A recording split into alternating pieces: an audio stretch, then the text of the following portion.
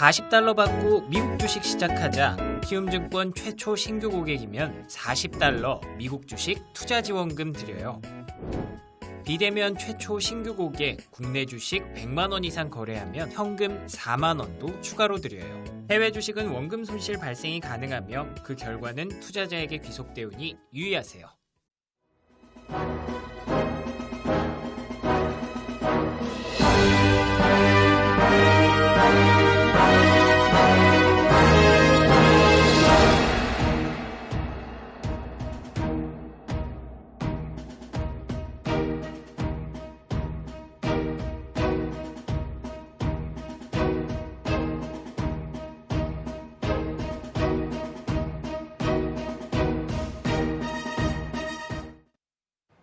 네, 주말에도 미국 시장을 라이브로 전해드리는 미주미 주말 라이브 진행을 맡게 된 김영선 대리입니다.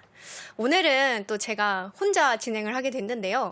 또 제가 혼자 하면 섭섭하죠. 제 두 분을 또 모셨습니다. 장우석 부사장님, 이학영 교수님입니다. 안녕하세요. 네, 안녕하십니까. 장우석입니다. 네, 교수님 혹시 들리시나요? 네, 안녕하세요. 이학영입니다. 네, 두 분 이 미주미 주말 라이브를 미주라라고 할까요? 줄임말로.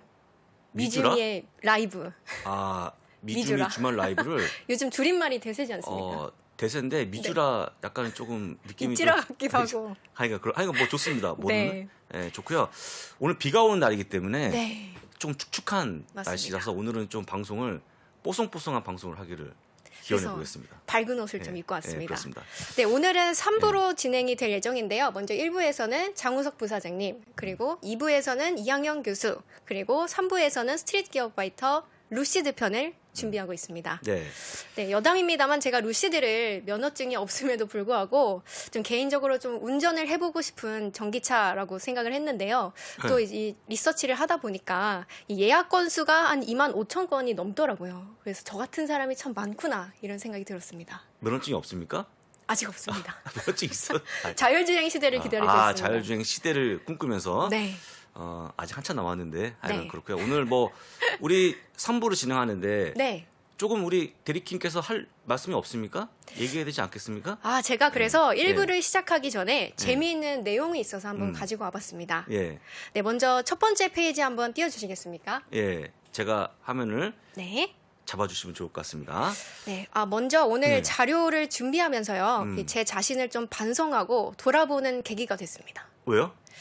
이 소중한 시간 투자를 하면서 네. 또 열정적으로 이렇게 시청해주시는 이 시청자 여러분께 네. 이 감사하는 마음으로 앞으로도 좀 진정성 있고 투명한 자료를 좀 준비해야겠다라는 네. 다짐을 했는데 그 이유가 오늘 소개해드릴 내용이 아주 특별하고도 좀 신선한 스타일의 ETF 출시 관련 내용이어서 이렇게 좀 앞에 장황하게 설명드렸고요. 신규 ETF 출시입니까 이번에? 맞습니다. 그래서 이 좋습니다. 제목 보시면 예, 예. CEO 기반 ETF가 출시되다라는 제목인데요. 이 ROC 인베스트먼트라는 회사에서 출시를 한 ETF입니다. 이 페이지 한번 보시겠습니까? 네. 네. 이 ROC 인베스트먼트에서 이 CEO를 기반으로 종목을 구성한 ETF가 출시가 됐는데요. 이 CEO 그리고 이 고위급 경영진의 행동을 기반으로 선정된 종목들로 구성되어 있습니다. 여기에 그 메타 플랫폼스의 저커버그와 이 테슬라의 일론 머스크는 좀 제외가 됐더라고요. 그래서 작년 말쯤에 메타 같은 경우는 내부 고발로 인해서 이 돈 때문에 혐오 표현이나 가짜 뉴스에 대해 단속하지 않고 이 10대의 정신 건강에 악영향을 알고도 묵인했다. 뭐 이런 뉴스가 있지 않았습니까? 그러면 네. CEO 관련 ETF인데 네. 그 CEO의 어떤 그 자격을 보내요. 맞습니다. 그 자격이 안 되면 빼고 맞습니다. 저 같은 분들은 넣고 교수님 그리고 부사장님 같은 분들은 그런 거잖아요. 필수적으로 그런 거. 포함이 예. 됩니다. 그걸 보고 하는군요. 그러면 이제 네. 아까 말씀하셨던 저커버거나처럼 뭔가 과거에 어떤 문제가 있었다. 네. 사내적으로 네. 그런 분은 빼고 그럼 리스트에서 빠진다고 빠진 합니다. 거 네. 대단합니다. 예. 또 하나는 또 일론 머스크가 계시죠. 네. 비트코인으로 말을 좀 번복하거나 이 공격적인 멘트를 하면서 투자자들의 심리를 불안정하게 했었죠. 그래서 그런 이유로 좀 나온 게 아닌가. 그런 그럼 생각이 그분도 들었습니다. 빼고. 맞습니다. 지금 리스트에는 테슬라랑 메타 플랫폼스가 없습니다. 그래서 다음 장 예. 보시면 어떤 기준으로 편입을 했는지 정리가 되어 있는데요. 이 우측 상단 글 보시면 이 ROC 인베스트먼트 회사 홈페이지를 가면 가장 먼저 뜨는 문구입니다. Your character is your fate라는 문구였는데요. 이 당신의 인격 혹은 성격이 당신의 운명이다. 뭐 이런 아주 멋진 표현을 그렇습니다. 하고 있었습니다. 그래서 좌측 글을 좀 보시면 이 편입에는 4가지 기준이 있는데요. 첫 번째로는 진실성, 두 번째로는 책임감, 세 번째로는 용서, 네 번째로는 공감, 동정심 등이었는데요. 다음 우측 하단 글을 좀 말씀드려보면 먼저 첫 번째로 말씀드렸던 진실성에 대해서는 진실을 이 CEO가 말을 하고 있는지 또 내뱉은 말을 잘 지키는지 또 올바른 원칙과 가치관을 행동으로 실천하였는지를 체크하고 있고요. 두 번째로는 책임감입니다. 이 본인의 선택에 책임을 지는지 또 실수와 실패를 인정하는지 또 타인을 위해 더 나은 환경을 만들어가려는 책임이 있는지 이런 기준이 있었고요. 세 번째로는 용서입니다. 그래서 내가 잘못했던 거에 대해서 인정을 하고 또 다른 사람이 잘못을 하면 또 문제를 직시하고 옳은 방법으로 찾으려는 의지가 있는지를 또 체크했었고요. 마지막으로는 공감 및 동정심이죠. 이거는 우리 부사장님 교수님께서 특출나게 가지고 계신 부분 아닙니까? 교수님 있으십니까? 교수님은 공감, 동정심 있으십니까? 네, 공감 능력 아주 만빵이죠. 맞습니다. 없는 걸로 알고 있는데. 네, 그래서 타인의 발전을 위해 헌신을 하는지 또 타인에게 공감하고 케어할 수 있는지 등을 체크한다고 합니다. 그래서 다음 장 또 바로 보시면요. 티커는 ROCI입니다. 그럼 어떤 종목들이 있는지 한번 보겠습니다. 첫 번째로는 역시 애플이었습니다. 팀 쿡이 또 CEO로 있는 애플이었고요. 두 번째로는 사티아 나델라의 마이크로소프트였습니다. 이 두 회사가 거의 12% 정도 차지를 하고 있었고요. 그 다음 세 번째로는 아마존의 앤디가 있었습니다. 그래도 그저 CEO 인격과 성격만 보고 평가하기엔 애매하죠. 그래서 이에 대해서 이 ROC는 컨설팅 회사인 KRW 인터내셔널과 협업을 하면서 스코어를 또 만들었다고 합니다. 그래서 이 고위 경영진의 리더십 특성과 이 조직의 업무 수행 능력 간의 상관관계를 발견했고 이거를 캐릭터 스코어로 매긴다고 또 하더라고요.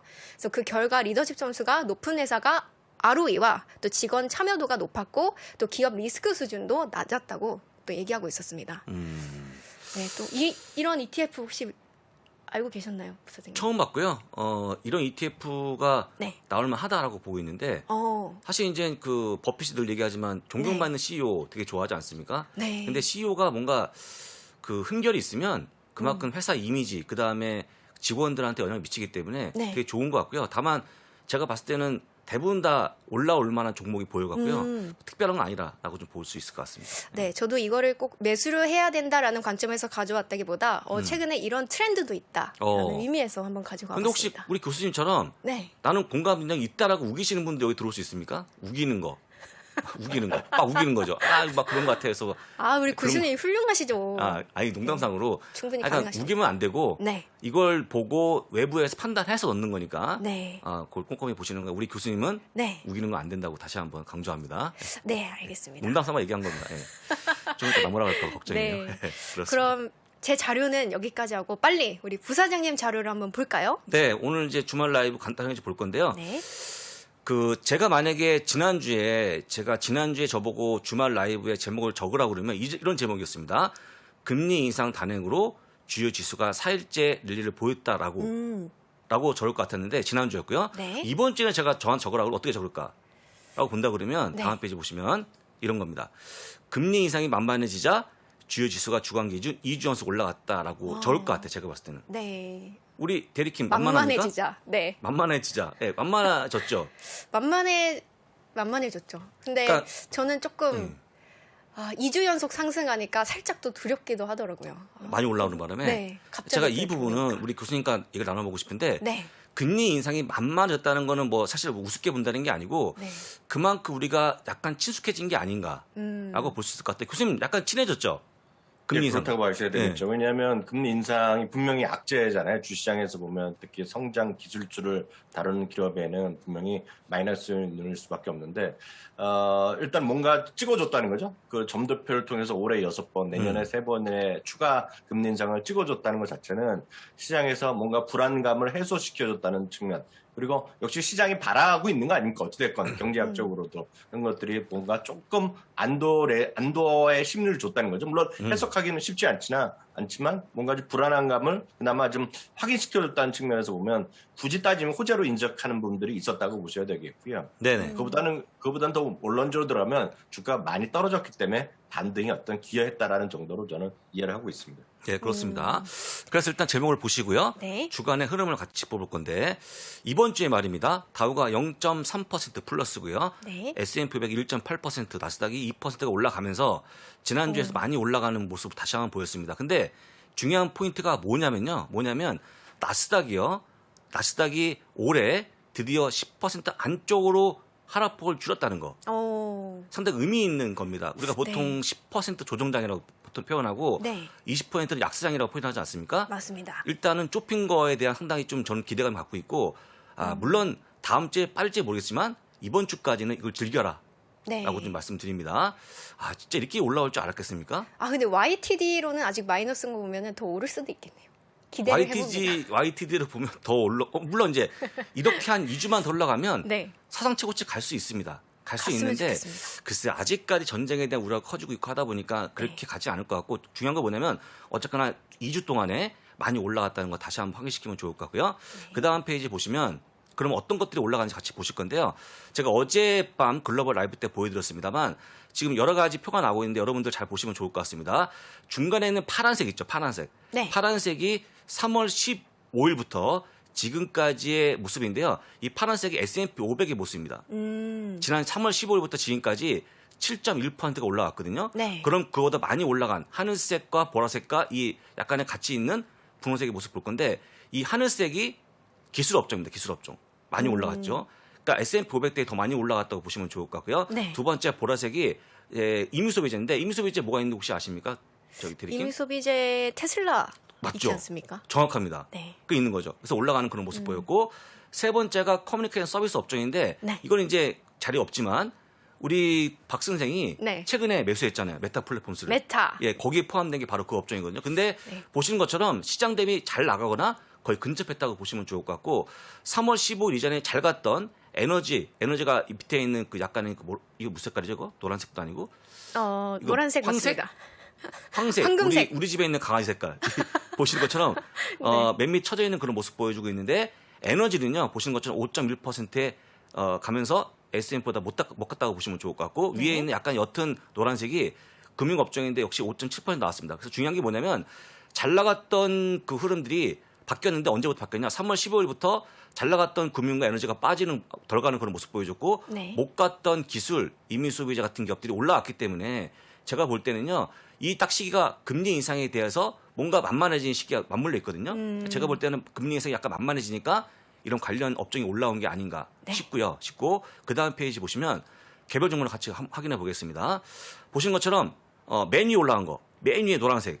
이게 뭐겠습니까? 3월 15일부터 지금까지 모습입니다. 엔비디아가 무려 25%가 올라가는 그런 모습 보였습니다. 네. 엄청나게 올라갔죠.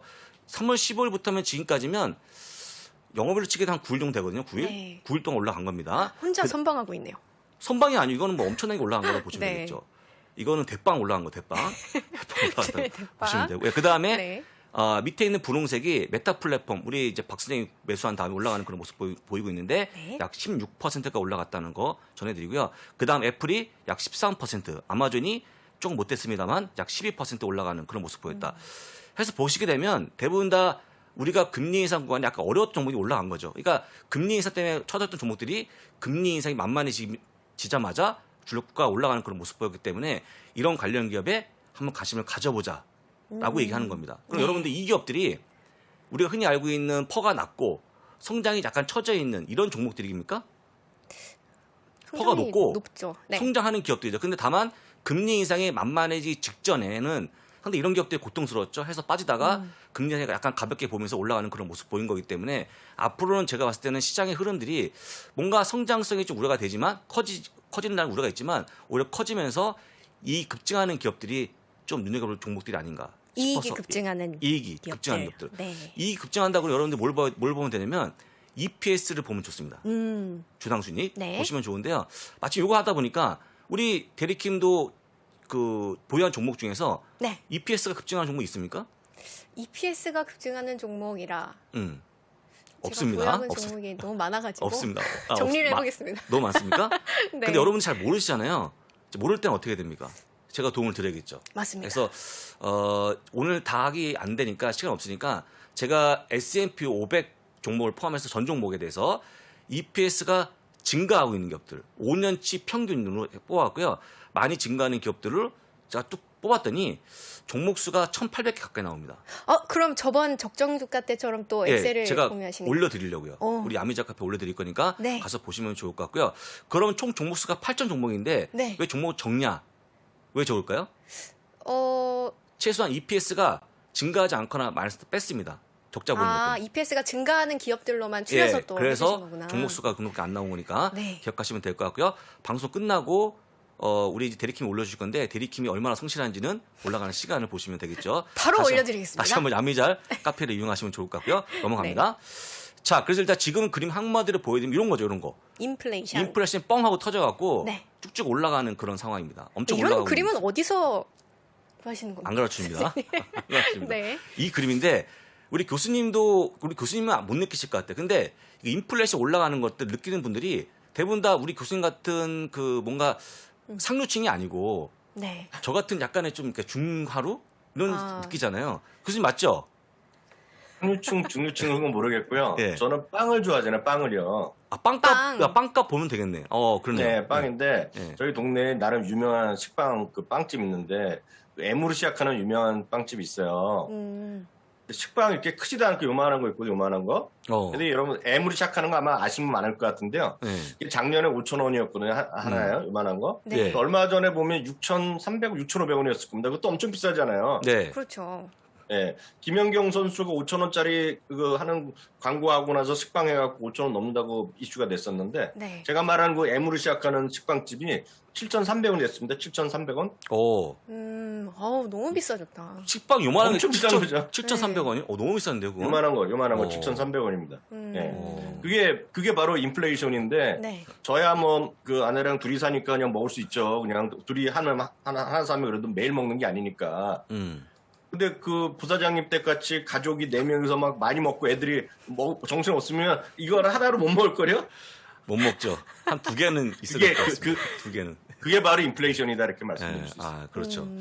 그래서 일단은 뭐 인플레이션 수치가 올라가고 있는 그런 모습이 나와주고 있는데 그걸 이기려고 해서 금리를 올리는 거잖아요. 네. 근데 이제 제가 앞서 얘기했지만 금리 인상이 만만해지자 네. 테크가 올라갔는데 저는 항상 우리 교수님이 뭐라고 합니까? 교수님께서 겸손해야지라고 막 겸손하자. 겸손해야지 영민님 왜 기다리십시오. 잘난 척하냐 네. 이렇게 말씀하잖아요. 그래서 제가 볼 때는요. 금리 인상이 오히려 만만하지 않은 이유를 몇 가지 준비해봤습니다. 여러분들 너무 만만하게 보지 마시고 한번 좀 주의를 기울여보자라는 차원에서 준비한 거니까 같이 가볍게 좀 보시면 좋을 것 같은데요. 네. 지금 높아진 인플레이션인데 지금 7.9%가 나옵니다. 지금. 만약에 4월 12일 날 CPI가 얼마가 나올지 모르지만 저가 보기에는요. 무조건 8% 이상 찍습니다.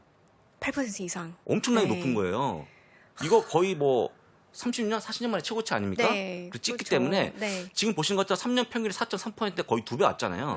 만약에 8이 아니고 9면 그다음에 4월이 정점이 아니고 네. 여름까지 정점이 길어진다면 금리를 더 빨리 올리거나 네. 금리가 더 지금 내년까지 10번인데 횟수가 증가할 수 있겠죠. 제가 볼 때는 두렵네요. 네. 이 인플레이션 정점을 찍고 내려오는 그런 모습 보이면 좋은데 네. 그래서 아직까지는 제가 그런 게 안 보이거든요.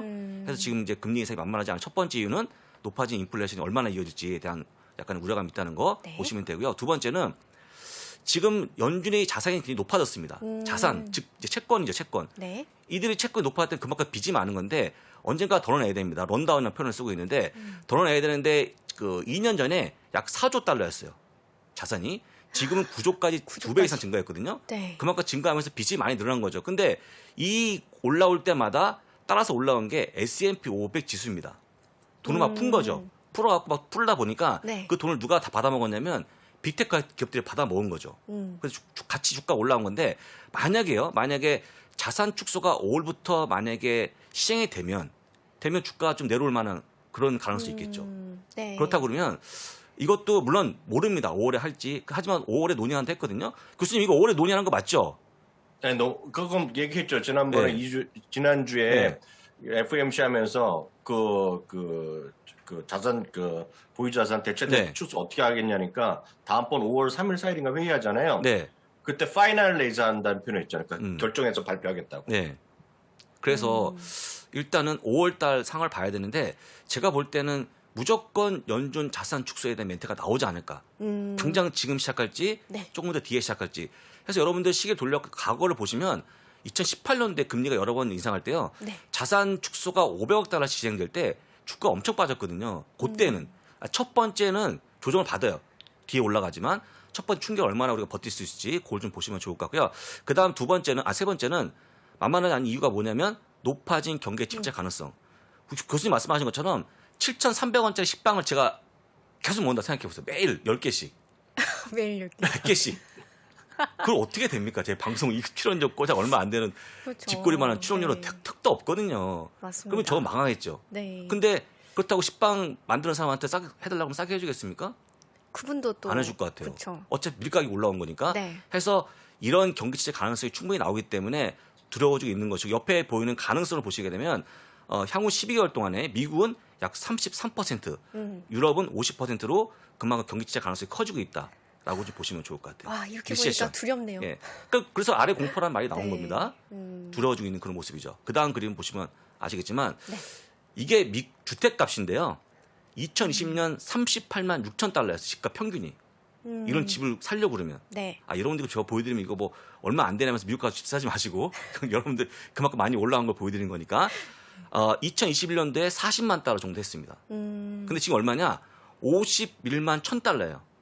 전년 동기 대비 25%가 증가했습니다. 제가 너무 빠른 빵 속도로 먹고 올라오네요. 네. 빵 먹고 막 돈을 쓰잖아요. 네. 지금 못 삽니다. 빵값 다 들으면.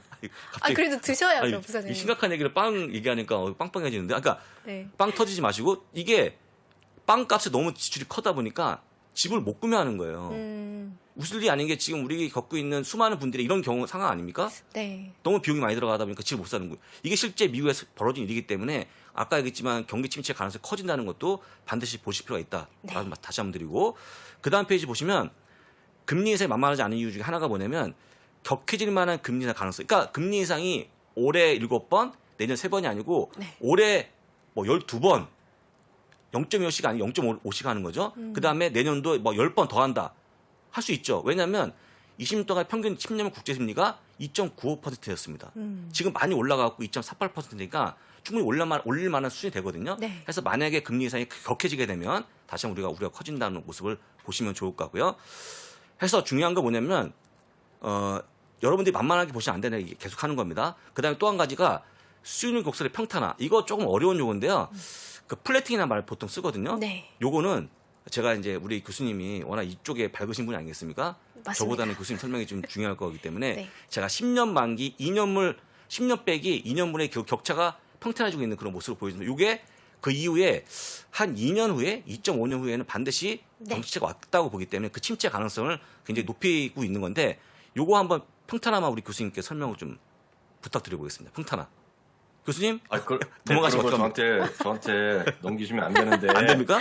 근데 교수님 중요한 거는 예. 일드 커브 얘기가 나올 때 있어요. 일드 커브가 나오고 이거 이렇게 플래트닝 얘기 나올 때 보면 주시장에 항상 안 된다는 얘기가 넘쳐난다는 그게 핵심입니다. 핵심. 그렇게 되면 말씀하신 대로 몇 년 안에 예를 들어서 그 리세션이 나고 아니면 또 스태그플레이션 나온다는 얘기거든요. 지금. 네. 네. 그거는 너무 그렇게 팩트일지 모르겠지만 그거에 대한 목소리는 항상 나오는 거고 그것 때문에 주시장은 너무 안 된다고 생각할 필요 없다는 게 저희 결론입니다. 예, 그렇죠. 그래서 이제 여쭤보는게 제가 몰라서 못 여쭤본 게 아니고요. 오해하지 마. 제가 모르겠습니까? 당연히 아시죠. 제가 모를 것 같아요. 네. 아시죠, 우리 근데 부사장님. 네. 그냥 대충만 알고 있는데 네. 이런 거에 금리가 올라가면 2년분은 빨리 올라가거든요. 단기물이기 때문에 네. 그들 반영이 돼갖고 올라가는데 아까도 말씀드렸습니다만 금리 인상이 각팔라지면 물론 돈 많은 분들이야 문제가 안 돼요. 저같이 빵 하나를 사 먹기 위해서 열심히 돈을 버시는 분들은 더 열심히 벌어야 돼요. 혹시 만약에 더 빵값이 더 올라가 10,000원 된다 그러면 솔직히 빚을 낼 수도 있습니다. 빵 사려고. 아까 얘기하셨을 예를 들어드리는 건가? 저 같은 경우는 이미 지금도 빚을 내서 먹어야 되는 그런 상황인데. 거기다 몸도 빵빵해지고 살도 빼 네. 건강도 안 좋아지고 그래서 문제가 되는 건데 네. 자 그러면 2년물이 올라가는데 경기는 안 좋아지고 있고 그 10년물이 보통 2년물, 10년물 놓고 보게 되면 당연히 10년물이 더 높아야 되죠. 이율이. 네, 높아야 그렇죠. 되는데 이게 못 가는 이유는 10년물은요. 금리도 포함하지만 경기 전망을 담고 있는데 아까 얘기했지만 경기 전망이 약간 어두울 걸로 보이니까 전쟁 때문에. 그래서 이게 이 형님을 초월하는 거예요. 10년물을 2년물이 말도 안 되는 상황이죠. 네. 초월하거나 좀 비슷해지는 겁니다. 평탄화되거나 인버트가 돼버리면 네. 그때 이후에 침체가 왔다는 게 과거의 사례이기 때문에 걱정하고 있는 건데 아직까지는 좀 여유가 있는 그런 모습 보여주고 있고 여기서 많은 분들이 과연 10년 빼기 2년물 해야 될 거냐? 그게 아니고 3개월물이다. 여러 가지 의견이 분분하니까 그건 지금보다는 좀 더 뒤에 보시면 좋을 것 같고 어쨌거나 중요한 거는 이런 가능성이 있다고 보시면 좋은데 딱 보신 소감이 어떻습니까? 대리킴. 뭔가 걱정스럽죠? 네, 좀 두렵습니다. 두렵죠? 아까는 2주 연속 상승했다고 해서 좀 신났다가. 네, 좋았죠. 근데 네. 이거는 지금까지의 금리 인상을 만만하지 보지 말라고 하는 저의 약간 이제 그 경고성 멘트를 드리는 거고요. 네. 하지만 이 그림 한 장으로 미국장이 여전히 매력적인 걸 제가 설명드립니다. 바로 이 그림입니다. 이 그림.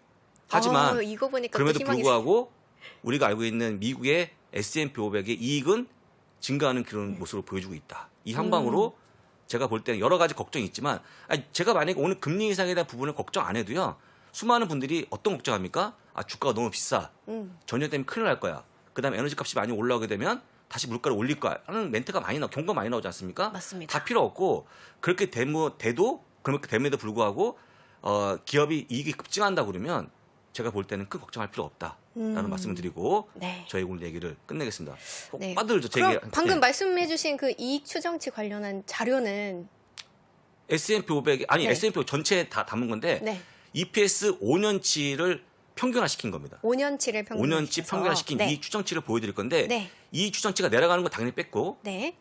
올라가는 종목만 네. 했더니 약 1,800개 종목이 나왔더라. 그래서 그걸 엑셀로 보여드리고요.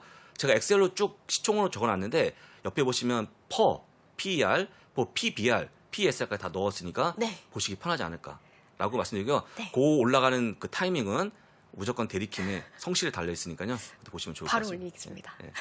그다음에 이제 우리 교수님 내용을 볼 건데, 맞습니다. 예, 우리 교수님은 이번 네네. 주 지난주부터 2주 동안 올라가는 그런 모습 보면서 그 자료 보기 전에 기분이 어떠셨어요?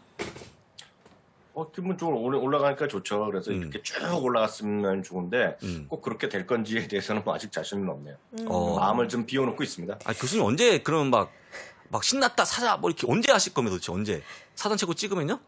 전 인생에 그런 적이 없습니다. 늘 겸손하기 때문에 네. 우리 네, 내 마음을 교수님 편안하게 갖고 가죠. 네. 네. 늘 겸손하신 분이셔가지고. 네. 빨리 네. 물어보세요 교수님한테. 저는 빠지겠습니다. 워낙 저하고 성향이 안 맞으셔갖고. 그럼 예. 일단 여쭤보기 예. 전에 중간 광고 먼저 보고 네, 가겠습니다. 그렇습니다. 네.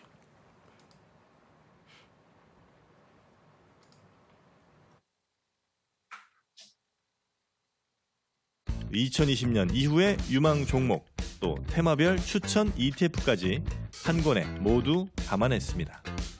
글로벌 투자의 중심으로 당신을 이끌어줄 미국 주식이 답이다 개정판 강의와 함께 보시면 더욱 좋습니다. 지금 전국 서점과 온라인에서 만나보세요. 아직도 네, 교수님. 네네. 또 자료를 준비해 주셨는데요. 제가 네. 지금 로딩 중이어서 우리 교수님 네. 자료를 화면으로 보면서 한번 시작을 해보겠습니다. 오늘 또 어떤 네. 자료를 준비해 주셨나요? 네, 오늘 15분 정도 저한테 좀 부여된 시간이 있어갖고 간단히 제 생각을 정리하는 시간을 갖겠는데요. 네. 오늘 하기 전에 중요한 건 많은 분들이 오늘 애플이 결국은 9일 연속 상승하면서 정고점이 이제 바짝 다가섰고요. 오늘은 사실 주가가 나쁘진 않은데 분명히 양봉은 났지만 오늘은 의문의 일패를 당한 것이 테슬라가 아닌가 싶네요. 테슬라는 소폭 마이너스 났습니다. 그렇지만 양봉이 났다는 것 자체 일단 만족하시면 좋을 것 같고요. 네. 애플은 오늘 이분 얘기 잠깐 해드리겠는데 에버코어의 IS의 에밋 다라니안이라는 분인데요. 이분이 오늘 애플에 대해서 오늘 처음으로 이제 레포트를 에버코어에 가서 쓰기 시작했는데 목표 주가를 기본을 $210를 했어요. $210면 JP 모건이랑 비슷한 제시가격인데 불키스라 그래갖고 진짜 잘 되면 $300까지 갈 수 있다니까 희망을 가지고 있고요. $300. 네. 그래서 딴 거 몰라도 애플 갖고 계신 분 주주 많으시잖아요. 오. 그쵸. 제가 드릴 수 있는 말씀은 팔고 사고 이런 거 하지 마시고 애플이나 이런 거 갖고 그냥 쭉 한번 뭐 기다려 보시고 혹시 안 가면 이분한테 메일 쓰시면 되겠죠. 왜 안 가냐고. 근데 이분의 얘기가 왜 어떤 것이 불케이스냐를 한 거를 좀 제가 자세한 얘기 또 기회에 말씀드리겠지만 얘기가 나오는 애플과 VR 그리고 애플카 그리고 광고 시장 그리고 페이먼트 그로스 얘네가 이제 애플페이에다가 탭페이 하는 걸 이번에 발표했잖아요. 그에 따른 수익 이런 것들이 많이 커질 수 있다는 얘기했고요. 애플에 관해서 항상 이제 뭔가 있는 소위 내부자의 빨대가 있어서 이제 특종 같은 걸 하는 애들이 항상 블룸버그인데요. 어저께도 또 한 건 했잖아요, 이 친구들이요. 애플이 이제 구독 서비스를 할 가능성이 있다. 그래서 애플 구독 서비스가 뭐 여러 가지 벌써 이름 나오는 것도 있는데 결국은 애플 아이폰 있지 않습니까? 아이폰이 될까, 뭐 IP가 되겠든 그런 것을 한 달에 한 번, 뭐 이렇게 굳이 바꿀 필요가 있는지 모르겠지만 한 달에 한 번이건 3개월에 한 번 하건 이렇게 바꿔주면서 항상 새 거로 새 것을 쓰게 해준다는 그런 느낌이죠. 그런 걸 한다는 건데 모르죠. 하여튼 애플이라는 회사는 한 번도 자기네가 뭘 하겠다고 발표한 적이 없어요. 뚜껑 열기 전까지는. 그렇지만 브룸버그가 여태까지 나왔던 거가 항상 맞춰왔기 때문에 이런 가능성은 분명히 있다라고 보셔야 되겠고요. 오늘 이제 이런 것도 앞서 부사장님 그 말씀하신 거 혹시 못 찾은 분 위해서 잠깐 보여드리면 여러분 네이버 카페에 들어가셔서 야매잘 미주밀 특히 네이버 카페 야매잘 집에 나오니까요. 거기 오늘 올려드린 저희 자료 그리고 방송용 자료도 다 같이 보여드리겠다는 거 확인드리겠고요. 네. 오늘 제가 나중에 끝에 결론을 말씀드리겠는데 오늘 많은 분들이 그냥 여유를 갖고 계신 분도 계시고 속상하게 내가 갖고 계신 주식 엄청 떨어져서 짜증나는 분도 계시고요. 물론 오늘도 혹시 부사장님이나 오늘 김대리께서 갖고 가신 주식 중에 사상체육구 갖고 있는 거 있어요? 오늘 대리킴 중에서요? 제 거에는 없었습니다. 제 거에 제가 그게 네. 예, 그게 조금 이상하다는 거거든요. 저랑 부사장은 안지 꽤 오래됐는데 그 주식을 안 하면 몰라도 하는데 왜 사상체육과 주식이 없는지 약간 제가 뜨아하거든요. 근데 이걸 오늘 전체적으로 많이 떨어진 거 그리고 사상체육과 추이 그리고 별거 그냥 소소한 주식들을 그냥 시리즈로 몇 개 쭉 빠르게 보여드릴게요. 많이 떨어진 주식부터 몇 개 소개해드리겠습니다. 많이 떨어진 거요. 에어비앤비 저도 좋아지고 많은 분들 좋아하지만 이게 고점 대비 엄청 떨어졌잖아요. 이게 작년에 220달러에서 이게 올해 초도 이거 110달러, 120달러까지 떨어졌었거든요. 그래서 이거 거의 반토막 난 주식이죠. 그 에어비앤비 이거 엄청 떨어진 겁니다. 이런 거 갖고 계신 분 많을 겁니다. 이게 이거를 에어비앤비를 딴 거로 봐도 마찬가지예요. 팔란티어는 전 이런 거 진짜 세상을 바꿀 주식이라고 보고 있지만 팔란티어는요. 작년에 45달러 갔던 주식이 이게 지금 10달러까지 떨어졌기 때문에 이거 70% 날라갔습니다. 70%. 이거 스퀘어 이런 것도 많이 날라갔잖아요. 네. 도큐사인 이런 거 엄청 날라갔죠. 이런 거 많이들 갖고 계실 겁니다. 이거 보시면 오늘 실시간에 보시는 분뿐만 아니라 나중에 다시 보기 하는 분들도 이런 주식 많으면 많은 분들 내 거는요 얘기하시면 많을 거예요. 자기들 이렇게 하시는 분들요. 또 이런 것도 볼까요? 드라프트 킹즈라고 혹시 아시는 분 계시겠어요? 계실지 모르겠어요. 이거는 온라인으로 그 스포츠 베팅하는 거예요. 스포츠 베팅하고 자기 스스로가 그 프로 구단의 구단주가 돼갖고 승부도 하고 이런 거예요. 이거 엄청 핫한 건데 하여튼 드라프트 킹즈 얼마나 떨어져 보세요. 이것도 60% 70% 떨어졌습니다. 2020년대 초반대까지로 떨어졌네요. 엄청 좋았는데. 2020년이 아니라 작년 봄에 이거 70달러, 80달러 꿈꾸는 사람, 150달러 꿈꾸는 사람이에요. 네. 네. 딱 보면 어떤 분들 벌써 지금 사요 그러는데 지금 사라는 얘기 아니에요. 이런 것들은 많이 여러분들 갖고 계신 분이 많다는 얘기를 하는 거예요. 근데 여기까지 뭐 잘 모를 수 있죠. 넷플릭스 많이들 아시잖아요. 네. 넷플릭스는 그 정도는 아니지만 워낙 많이 올랐었기 때문에 작년 말에 700에서 지금 반토막 났습니다. 진짜 반토막 났네요. 진짜 반토막 났네. 근데 근데 문제는 이런 주식들만 갖고 계시면 계시잖아요. 그렇죠. 특히 이런 주식들 예를 들어 드라프트 킹즈도 8949 해갖고 드라프트 킹즈 아니면 스퀘어가 됐건 도끼사인이 됐건 그게 뭐라고 표현하는 간에 막 계속 물타 갖고 그만 사시면 계시잖아요. 그렇죠. 그러면 이런 거죠. 그런 분들은 내가 굳이 왜 날 3% 받다가 좋은 것만 봐야 되는데 왜 장우석이 이양이 봐갖고 팔란티어 봐갖고 박살났다 이렇게 속상하실 분은 계시잖아요. 있죠. 그런 분들도 계시지만 이런 것들이 이런 걸 갖고 있는 게 나쁘게 아니라는 거예요. 그럼 다음에 사상 체육과 내지는 근접 이런 주식 몇 개 또 소개해야겠습니다. 네. 벅세스웨어 이건 뭐. 오늘도 1.8% 올라갔습니다. 참 이거 뭐. 너무 많이 올라갔거든요. 이거 노이장이 너무 심한 거 아닙니까?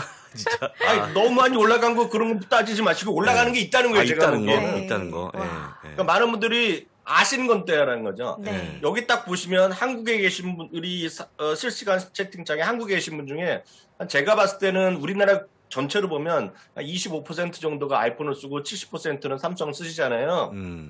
특히 젊은 분들. 맞습니다. 아이폰 저도 많이 쓰실 아이폰 때- 쓰고 있습니다. 예. 애플이요. 이거 아까 보여드렸듯이 9일 연속 올라가잖아요. 예. 사상적과는 안 가지만 추세를 갖고 있겠고요. 와, 멋지네요, 주가가. 멋져. 아니 근데 이런 것만 갖고 있는 건 아니죠. 다른 것도 있겠죠. 또 몇 개 보겠습니다. 네. 텔러스요. 텔러스는 저희 책에도 소개했던 건데 캐나다 통신사인데 AT&T나 버진이랑은 완전히 다르죠. 그 사상치역과 추이죠. 진짜 안정적으로 확 올라가네요.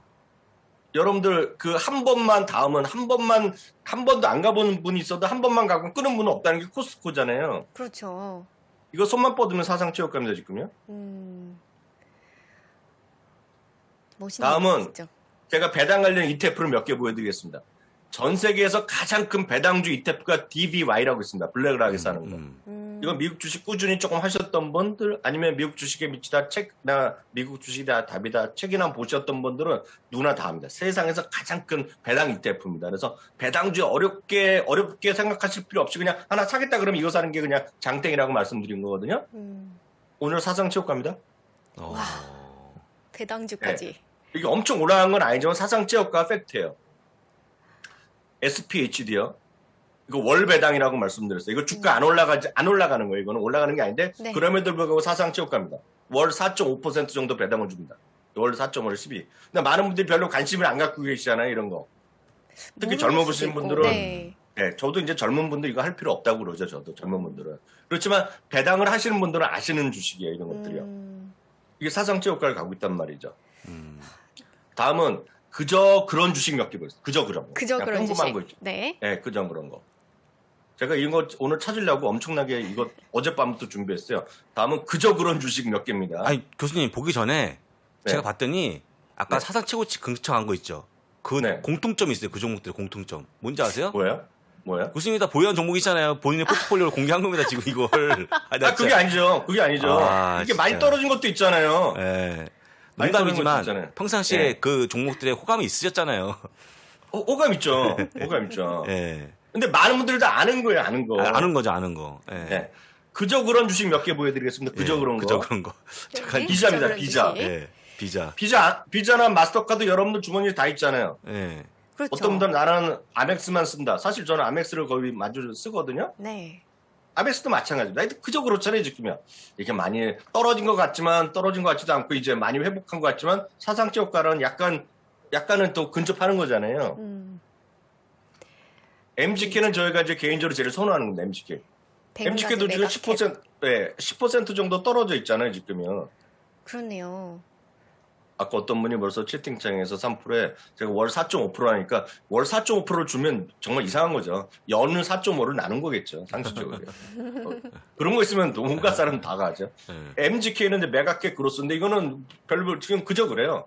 고점 대비 10% 더 떨어져 있기 때문에 지수보다 약합니다. 지수보다요. 다음은 ESGU입니다. ESGU.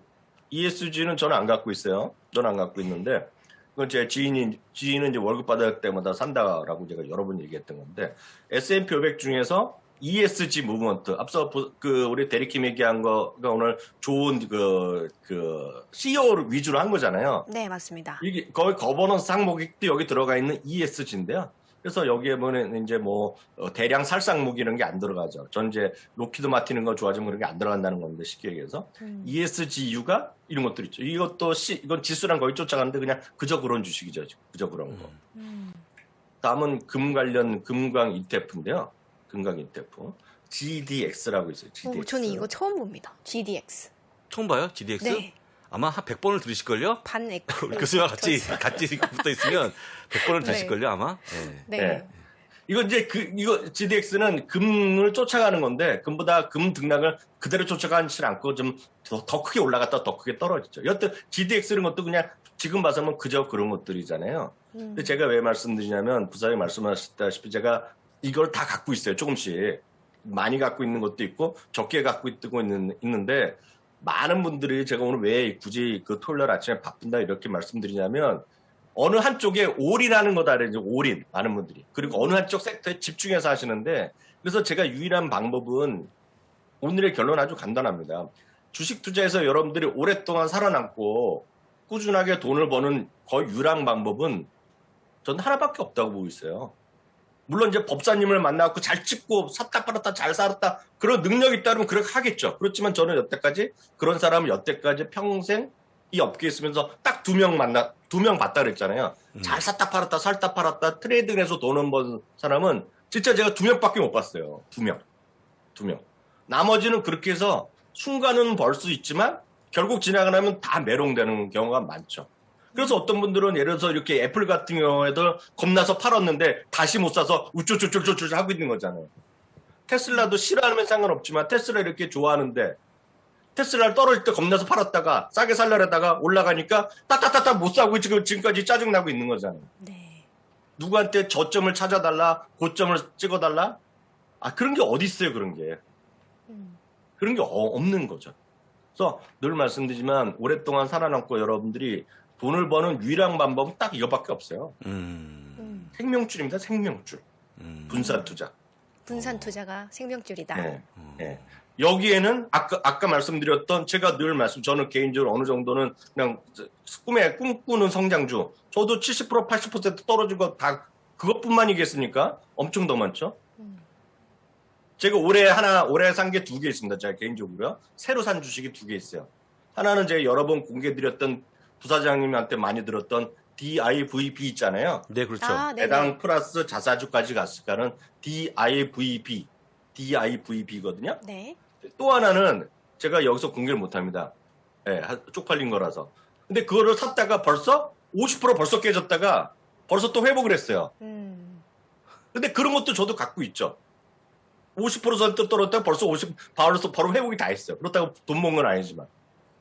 각자 그런 것들이 있지만 그런 것들을 아주 조금만 하는 거죠. 조금만. 근데 제가 제일 답답한 것은 벅스에서도 그렇고 애플도 그렇고 뭐라도 마찬가지예요. 디즈니도 마찬가지, 비자도 마찬가지. 자꾸 샀다 팔았다 하니까 안 되는 거라는 얘기죠, 제 말은. 그래서 늘 말씀은 진짜 본인이 좋아하고 이해가 되고 공감이 되고 마지막으로 시간이 있는 거 있죠. 시간. 네. 시간을 쭉 내가 기다릴 수 있는 거. 벅스에서가 지금이나 올랐죠? 작년, 재작년 2년 동안 지수 대비 졌습니다. 수많은 사람이 유유하면서 손절했어요. 그건 아니라는 거죠. 토끼와 거북이가 생각나네요. 토끼와 거북이 생각나죠. 네. 그러니까 천천히 좀 여유 갖고 본인이 좋아하고 본인이 관심 있는 걸 갖고 하시는 것이 좋을 것 같아서 오늘은 이런 정도까지 말씀드리겠고 좀 더 자세한 이야기는 제가 화요일 날 계속해서 시리즈로 말씀드리도록 하겠습니다. 네. 좋은 말씀 또 진짜 해주셨네요. 좋은 말씀이네요. 네. 주옥 같은 말씀 진짜 고맙습니다, 교수님. 제가 두 분 말씀 항상 들으면서 느낀 게 주식 투자는 항상 겸손해야 된다. 맞아요. 잘못하게 되면 투기가 된다. 그런 교훈을 좀 얻게 됐습니다. 네. 네, 저번 주 주말에는 이 봄인데도 불구하고 눈이 오지 않았습니까? 그랬었나요? 저번 주에는 눈이 왔었습니다. 오, 근데 그걸 이번 주에는 기억하시네요. 또 비가 옵니다. 비가 오네요. 그래서 하루빨리 좀 봄 기운을 다시 찾아서 산뜻한 날씨가 왔으면 좋겠고요. 네. 이 스트리트 기어 파이터 루시드 편을 시작하면서 또 마무리를 하겠습니다. 함께해 주신 여러분 감사합니다.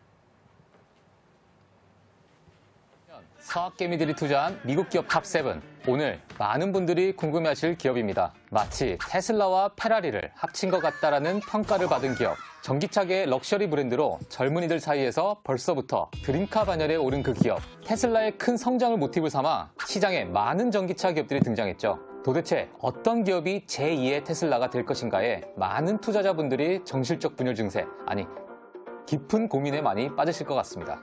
제 주위만 해도 첫 모델 출시만 하면 바로 사고 싶다는 사람들이 많은데요. 그 친구들 롯데월드타워 세워지면 이사한다던 친구들인데 아직도 조용합니다. 이찌라와 미주미가 콜라보하는 스트리트 기업 파이터. 오늘 소개시켜드릴 기업은 전기차계의 페라리를 꿈꾸는 루시드. 지금부터 시작합니다.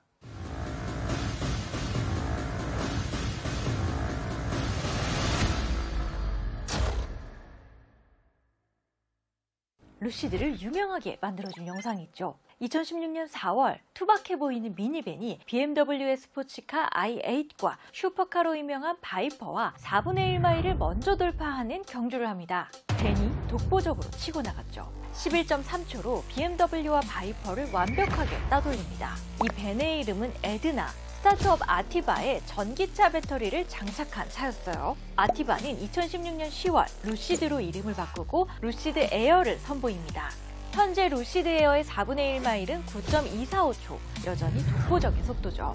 자, 루시드 얘기를 하려면 테슬라로 거슬러 올라갑니다. 아시겠지만 테슬라는 일론 머스크가 창업한 회사가 아니죠. 2003년 마틴 에버하드와 마크 타페닝이 공동 창업합니다. 일론 머스크는 투자자였는데요.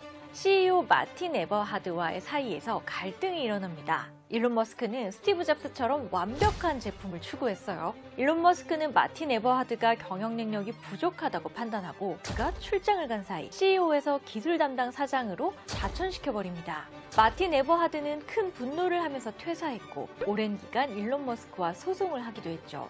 직접 CEO가 된 일론 머스크는 이 시기 테슬라를 완성하기 위해 포악하게 굴었다고 하죠. 직원들에게 완성할 때까지 항상 밑에서 자라고 하면서요. 이로 인해 창업 초기 멤버들과 유능한 엔지니어들이 대거 퇴사를 합니다. 이때 나온 사람 중에 배터리 개발 분야에서 세계적인 수준의 엔지니어였던 버나드 채도 있었어요. 테슬라에서 부사장까지 역임했는데요. 그는 역시 테슬라에 있었던 샘 웬과 함께 2007년 아티바라는 회사를 창업합니다. 그러다 보니 아티바의 대부분의 임원들과 엔지니어는 테슬라 출신으로 구성됐죠. 이 회사는 처음에는 자동차가 아닌 파워트레인을 만드는 B2B 회사로 가고자 했어요. 파워트레인은 화석연료나 배터리에 저장된 에너지를 운동에너지로 바꿔서 움직일 수 있게 만드는 장치죠. 그러다가 아티바는 2013년 직접 완성된 전기차를 만들기로 결정을 내립니다. 전기차를 직접 제작하면서 테슬라 모델 S의 수석 엔지니어였던 피터 롤린슨을 CTO로 데려오는데요. 현재는 이 피터 롤린슨이 CEO를 맡고 있어요. 루시드는 자신들이 만드는 차가 럭셔리 제트기라고 얘기합니다. 그래서 자기들 차 소개를 할 때 옆에 항공기를 막 두고 그러는데 이 익스테리아를 설계한 사람이 제니하라는 한국인이고요. 또 한국인 조앤정이 인테리어 디자인을 담당하고 있어요. 이 힙한 루시드를 디자인하는 사람들이 한국인이라는 점이 자랑스럽죠. 자, 이렇게 루시드는 럭셔리 전기차 세단으로 포지셔닝하고 있는데요. 가장 저렴한 모델이 77,400달러, 한화 9,100만 원 정도고요. 최고급 모델은 2억 원에 육박합니다. 벤츠, BMW, 아우디를 넘어서는 명품차가 되겠다는 원대한 목표입니다. 맨 앞에 소개드렸지만 이그제큐티브 모델을 보면 비행기 퍼스트 클래스처럼 만들고 또 내부 스피커 21개가 360도로 완벽한 엔터테인먼트 공간을 선보이고 있어요. 루시드 모터스가 이렇게 럭셔리 전략을 택한 건 다 이유가 있습니다.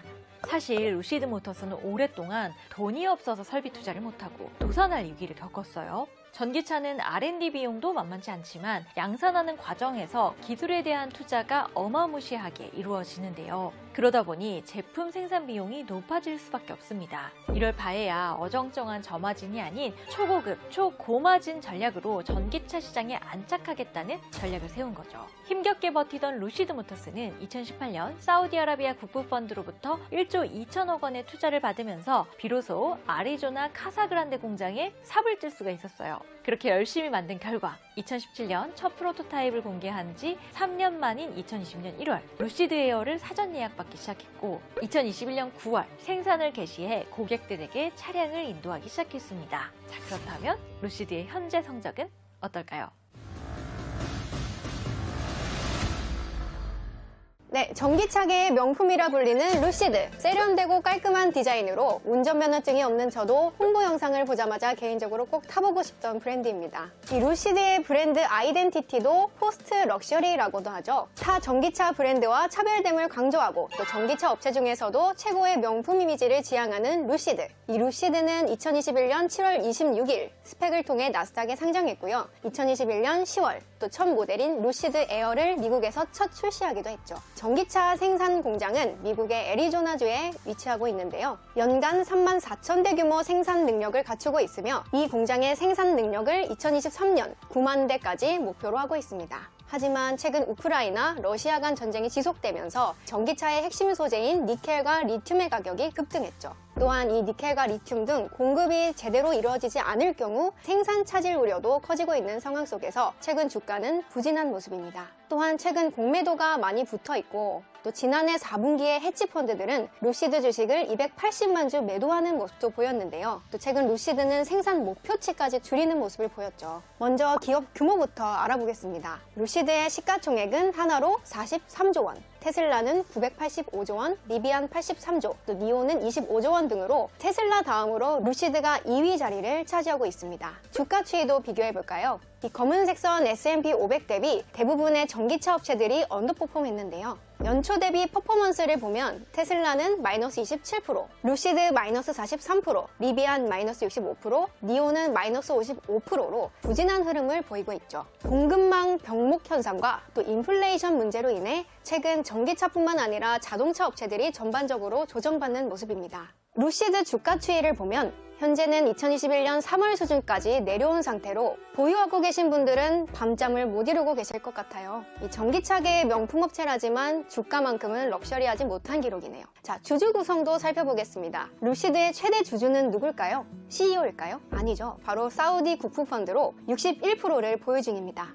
퍼블릭 인베스트먼트 펀드로 PIF라고도 하는데요. 사우디 국부펀드는 글로벌 시장의 큰 손이죠. 이 PIF가 2018년 루시드에 1조 원을 투자하기도 했습니다. 사우디는 기후변화에 대한 대처인 친환경 추세에 맞춰 원유 수요가 줄어들 경우 해치 수단으로 루시드에 투자했다고 밝혔죠. 또 최근 러시아 우크라이나 사태로 유가가 오르면서 사우디에 건설될 첫 번째 루시드 해외 공장에 대한 관심이 높아지고 있습니다. 루시드는 지난 1일 사우디 석유 장관, 또 사우디 산업발전펀드 킹 압둘라 경제도시 등과 공장 설립에 대한 계약서에 서명했다고 밝혔었는데요. 이 루시드가 사우디에 짓는 공장은 연간 15만 대의 전기차를 생산할 수 있는 설비를 갖출 계획이라고 하죠. 다음으로 이찌라님이 언급해주신 CEO 피터 롤린슨의 지분율도 확인해볼까요? 피터 롤린슨은 1.35%, 477밀리언 달러로 네 번째 최대 주주입니다. 또 역시 빠질 수 없죠. 이 뱅가드와 블랙락, 또 골드만삭스가 1%대로 보유 중이었습니다. 자, 그럼 이번 실적 발표 내용으로 좀 더 자세히 살펴볼까요? 지난 2월 28일 장 마감 후 실적 발표를 한 루시드는 매출액은 전년 동기 대비 627%를 기록했지만 2,639만 달러로 당초 예상치였던 3,348만 달러를 하회했고요. 또 EPS는 마이너스 6.4달러로 매출액과 EPS 모두 컨센 대비 하회하면서 아쉬운 모습을 보였죠. 루시드와 테슬라 같은 이 전기차 업체들의 실적을 볼 때 가장 중요한 부분이죠. 바로 차량 인도 대수인데요. 이 루시드 에어는 2021년도 말부터 인도가 시작되어 125대의 차량 딜리버리를 완료했죠.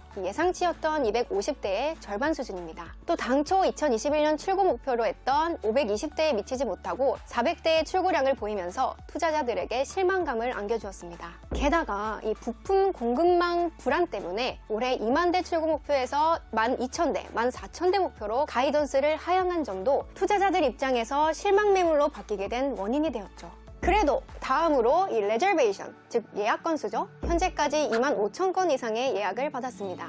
와, 예약 건수는 정말 많네요. 자, 전기차 판매 얘기 잠시 멈추고 다른 투자 포인트 한번 살펴볼까요? 테슬라 투자자들은 전기차와 에너지 사업을 넘어서 AI와 로봇 회사로도 사업 영역을 확장시켜 나가고 있는 것처럼 루시드는 에너지 저장 장치, 배터리 관리 시스템 등을 상업시설이나 가정 등에 판매할 계획이라고 밝혔으니 이에 따라오는 수요도 기대해보며 투자해볼 수 있겠습니다. 특히 사우디가 550조 원을 투입해서 건설하는 신도시 프로젝트죠. 이 네옴시티에 에너지 저장 장치인 ESS 부분을 확장시킬 수 있는 장점이 있죠. 이번 컨퍼런스 내용을 요약해보면 총 4가지로 정리해볼 수 있겠습니다. 공급망 이슈, 사우디 공장, 그래비티 차량, 애플카 관련 이슈인데요. 이 첫 번째, 공급망 부분에서 모두가 우려하는 이 배터리 같은 메인 자재 이슈는 없고 마감 자재, 유리, 카페트 등 자재 관련 공급 이슈는 존재한다고 하죠. 하지만 이 부분 또한 올해 상반기 내 해소될 것이라고 예상했고요. 두 번째, 이 사우디 공장 관련해서는 2025년 첫 차량 생산을 목표로 하고 있으며 세 번째, 애플카 관련해서는 언급할 내용은 없지만 이 루시드의 기술력을 어필하면서 파트너십은 언제든 준비되어 있다 라면서 자신감을 내비쳤습니다. 마지막으로 지난해 가을 출시한 고급 전기 세단 루시드 에어에 이어 두 번째 전기차인 그래비티 출시 계획을 2024년 상반기로 연기했습니다. 최근 사우디 공장 건설 부지를 확보하고 또 2025년도까지 완공 계획도 밝혔으니 2025년도까지 지속적인 실적 증명이 되는지 지켜봐야겠습니다. 또한 현재 글로벌리 공급망 우려로 자동차 업계들에게 큰 타격을 주고 있는 상황에서 앞서 살펴봤던 25,000여 대의 사전 예약 건수에 맞춰 고객들에게 인도하려면 생산량을 서둘러 높여 실적으로 증명해야겠습니다. 루시드 모터스는 위탁 생산이 아닌 자체 생산을 하고 있죠. 테슬라의 경쟁자로 떠오르고 있고 또 글로벌 큰손 형님들에게 인정받아 상품성은 이미 널리 알려져 검증된 만큼 향후 대량 생산이라는 관문을 넘을 수 있을지 기대해 보겠습니다. 네, 앞에서 루시드에 걸어왔던 길과 현재 상황 너무 잘 들었습니다. 이제 미래 루시드 하나씩 짚어보겠습니다. 최근 차트를 다시 보면 주가가 지속적으로 빠지면서 20불에서 25불 사이를 오가고 있는데요. 꿈과 희망을 가졌던 주가가 아직은 부진한 모습입니다. 그렇다면 월가가 보는 루시드는 어떠할까요? 루시드 투자 의견을 보시면 6명의 월가 애널리스트들은 홀드, 즉 보유 의견을 제시하고 있는데요. 매수 3명, 보유 2명, 매도 1명의 의견을 보여주고 있습니다. 그럼 이렇게 보유 의견을 내고 있는 애널리스트의 목표가도 한번 볼까요? 현재 목표가는 보라색 선의 35불 선으로 지금 현 주가 위치에서 약 65% 이상의 상승 여력을 보여주고 있습니다. 여전히 전고점에 비하면 한참 모자란 목표가 위치이긴 합니다. 이렇게 큰 폭의 하락을 준 두 가지 요인을 보면 첫째, 2022년 3월부터 시작되는 연준의 금리 인상, 또 그에 따른 성장주 조정이 일어나고 있고요. 두 번째로 주가를 크게 끌어올려줄 만한 확실한 실적이 없다는 것이 가장 큰데요. 월가에서는 2022년부터 2024년에 연도별 매출은 성장하지만 영업이익과 당기순이익 부분은 여전히 마이너스를 예상하고 있습니다. 분기별로 보게 되면 2022년 말에 큰 매출이 늘 것으로 예상하고 있지만 여전히 수익적인 측면에서는 그래프가 아래로 향하고 있죠. 여기에 올해 엎친 데 덮친 격으로 좋지 않은 뉴스도 나왔습니다. 올해 루시드의 예상 생산 목표치 대비 40%까지 줄일 수 있다는 건데요. 이러한 뉴스에 안 그래도 투자 심리가 위축되어 있는 주가에 찬물을 끼얹었습니다. 루시드 CEO인 피터 롤린스는 다행히 공급망 이슈가 반도체 칩 분야가 아닌 유리와 카페트 같은 원자재 부분이라는데 이게 다행인 건가? 반도체랑 유리랑 카페트, 바퀴, 핸들 다 없으면 이게 자동차야? 그래도 긍정적인 부분이 있습니다. 최근에 급격하게 상승한 유가와 그린플레이션, 즉 친환경 정책으로 인한 원자재 가격 급등에 인플레이션을 유발하는 현상이 벌어지고 있죠. 테슬라를 비롯해 전기차 분야의 주가가 50% 이상 상승을 가지고 올 수 있다는 의견도 시장에서 나오고 있다는 것입니다. 최근 휘발유 가격을 보시면 왜 이런 얘기가 나오는지 대충 짐작되시죠? 그리고 사전 예약이 2021년 11월 말 기준 17,000대를 넘어서면서 1.3빌리언 달러, 하나로 약 1조 6천억가량의 사전 예약 매출 예상액이 측정되었다는 뉴스가 나왔는데 게리킴 님이 알려주신 2021년 12월 기준 IR 자료를 보면 25,000대가 넘었다는 발표를 보면서 최근까지도 루시드의 인기는 여전히 좋은 것 같습니다. 여기에 루시드는 2026년까지 럭셔리 세단을 비롯해 SUV 그리고 그 외의 다른 모델까지 발주량을 표에 나온 것처럼 예상하고 있습니다. 하지만 우리와 같은 투자자들 주가 부양을 위해 루시드의 실적에 목매는 이유가 있습니다. 바로 제2의 테슬라가 되자. 그것을 알기 위해 테슬라를 잠깐 봐야겠죠. 먼저 테슬라의 주가를 보게 되면 2020년 상반기부터 테슬라의 주가가 상승하기 시작했는데요. 그 비밀은 2020년 3분기부터 마이너스에서 플러스로 전환되는 바로 그 실적이 있습니다. 그 전까지 월가에서는 엄청난 부채와 마이너스 실적에 테슬라 파산설까지 돌면서 비관적이었는데요. 실적이 뒷받침이 되자 주가는 그야말로 하나님 영접하러 하늘 위로 훨훨 날아갔습니다. 그렇기에 많은 투자자분들이 이 부분에 집중하고 있는 모습입니다. 마지막으로 2030년까지의 전기차 시장의 예상 성장 그래프입니다. 연평균 성장률 24%로 보고 있는 전기차 시장. 그 성장성에는 전혀 의심의 여지가 없습니다. 이런 상황에서 루시드가 테슬라의 대항마가 될지 그리고 앞서 언급해드린 부족한 부분을 어떻게 채워나가며 극복할지 저희와 함께 지속적으로 지켜보시죠. 지금까지 루시드의 미래였습니다.